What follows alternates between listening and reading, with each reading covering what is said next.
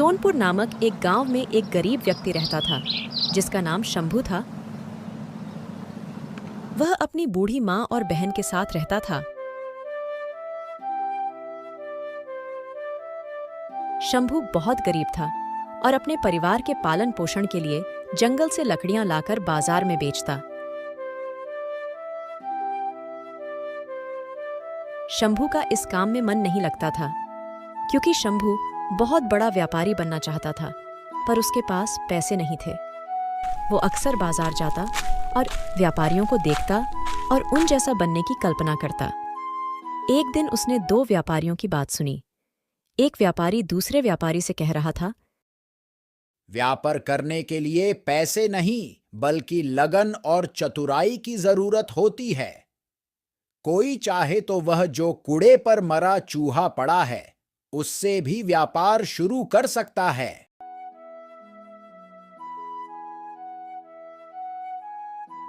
शंभू ने कूड़े पर पड़े चूहे को देखा और सोचा, लगन और चतुराई तो बहुत है मुझ में, क्यों ना मैं इस मरे चूहे से ही व्यापार शुरू करूं।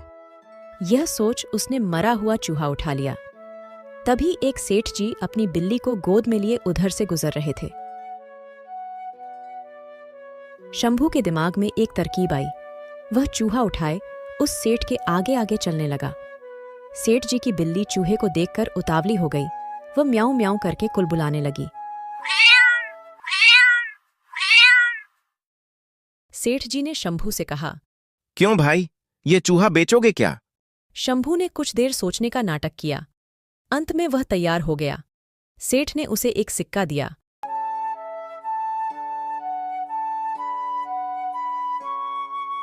शंभू सिक्का लेकर आगे चला। इस एक सिक्के से क्या किया जाए? तभी उसे आगे एक प्याऊ नजर आई। लोग पानी पीकर प्याऊ वाले को धन्यवाद देते जा रहे थे। कुछ उसे पैसे भी दे रहे थे। यह देखकर शंभू ने सोचा कि क्यों ना यही काम किया जाए।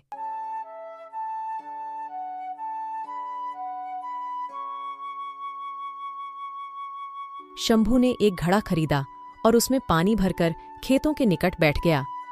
थके प्यासे किसानों ने उसका ठंडा पानी पिया।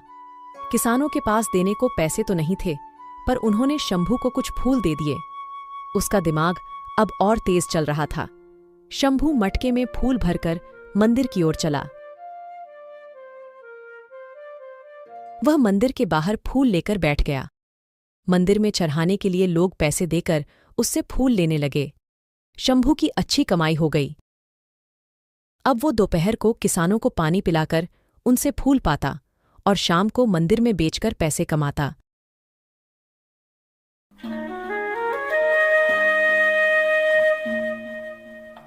एक दिन उसने किसी से सुना कि एक बड़ा व्यापारी अगले महीने 500 घोड़े लेकर शहर आने वाला है। उसका दिमाग दौड़ने लगा। वो घड़े में पानी व गुड़ डालकर जंगल की ओर चल दिया।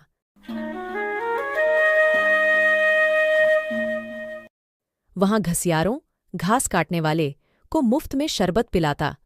घसियारे उसके बहुत आभारी हो गए। वे उसकी सेवा के बदले उसके लिए कुछ करना चाहते, पर शंभू उन्हें कहता, समय आएगा तो मौका दूंगा।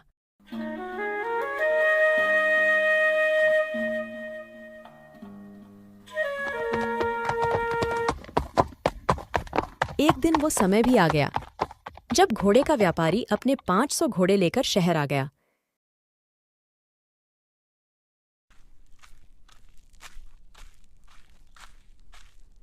शंभू घसियारों के पास गया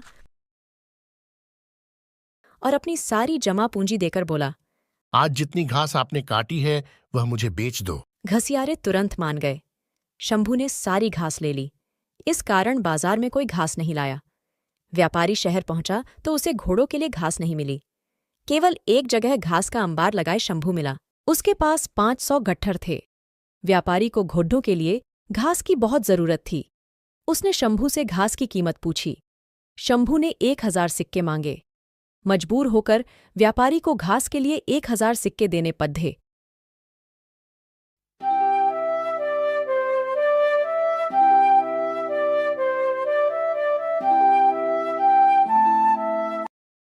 कुछ ही दिनों बाद एक जहाज माल लेकर आया। नगर के व्यापारियों के दल के पहुंचने से पहले ही शंभू जहाज के व्यापारियों के पास पहुंच गया और उसने 1000 सिक्के अग्रिम देकर जहाज का सारा माल खरीद लिया। नगर के व्यापारियों को शंभू से माल खरीदना पड़ था। शंभू ने व्यापारियों से पैसे लेकर जहाज वालों को पूरी कीमत दे दी। शहर के व्यापारियों में शंभू मशहूर हो गया। सब उसकी चतुराई के कायल हो गए।